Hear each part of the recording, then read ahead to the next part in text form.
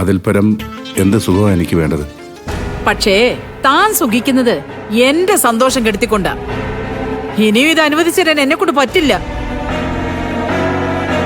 അതെ, ഒരുപാട് കഷ്ടപ്പെട്ടിട്ടാ സുശീല ഈ നിലയിലെത്തിയത്.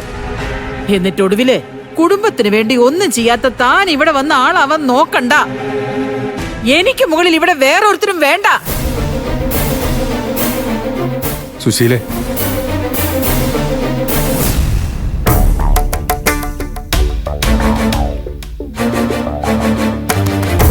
ഞാനൊരിക്കലും ഇവിടെ ആളാവാൻ നോക്കിയിട്ടില്ല സുശീലേ. ഞാനെന്നും നിന്റെ കുടുംബത്തിൽ വന്നു കയറിയ ഒരു അഭയാർത്ഥി മാത്രമായിരിക്കും. നിനക്കെതിരെ ഒരിക്കലും ഞാൻ എൻ്റെ നാവ് ചലിപ്പിക്കില്ല. മരണം വരെ എവിടെയെങ്കിലും ഒരു മൂലയിൽ ഒതുങ്ങി ജീവിച്ചോളാം ഞാൻ. നന്നായി തിന്ന് സുഖിച്ച് വിശ്രമ ജീവിതം നയിച്ച താൻ എന്ന് ചാവാനാടോ?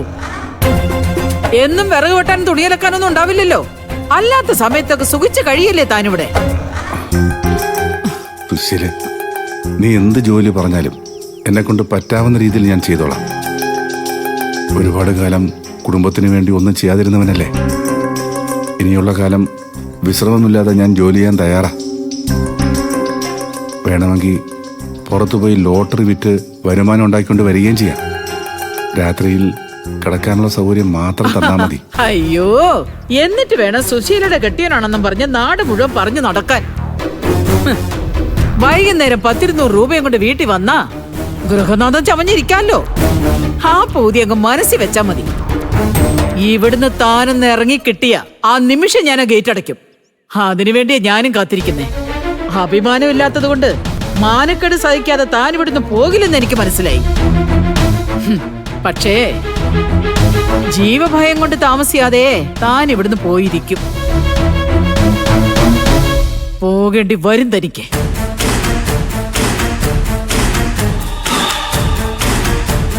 സുശീലേ,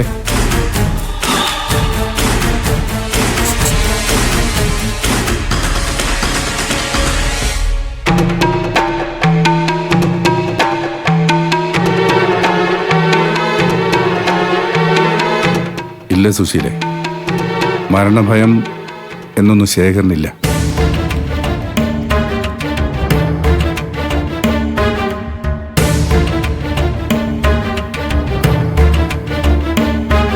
ജീവിതം അടുത്ത് സ്വയം മരിക്കാൻ തുനിഞ്ഞിട്ടും ആയുസിന്റെ ബലം കൊണ്ടോ കുടുംബത്തെ കണ്ട് മരിക്കാനുള്ള ഭാഗ്യം കൊണ്ടോ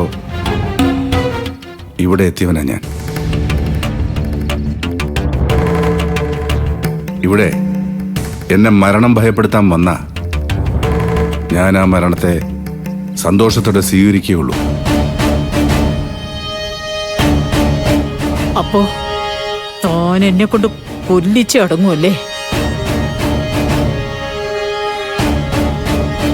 എന്തിനാ സുശീലേ എന്നെ കൊന്നിട്ട് നീ ജയിലിൽ പോകുന്നത്? പകരം എന്നെ ഈ വീട്ടിലെ ശമ്പളമില്ലാത്ത ഒരു ജോലിക്കാരനായി കരുതിക്കൂടെ?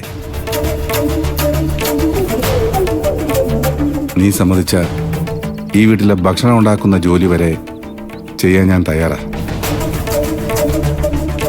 നിങ്ങൾക്കാർക്കും ഈ വീട്ടിൽ ഒരു ജോലിയും പിന്നെ ചെയ്യേണ്ടി വരില്ല. എല്ലാം ഞാൻ ചെയ്തോളാം.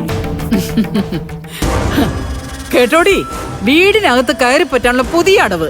ഹെടോ, ഇതൊന്നും ഇവിടെ നടക്കില്ല.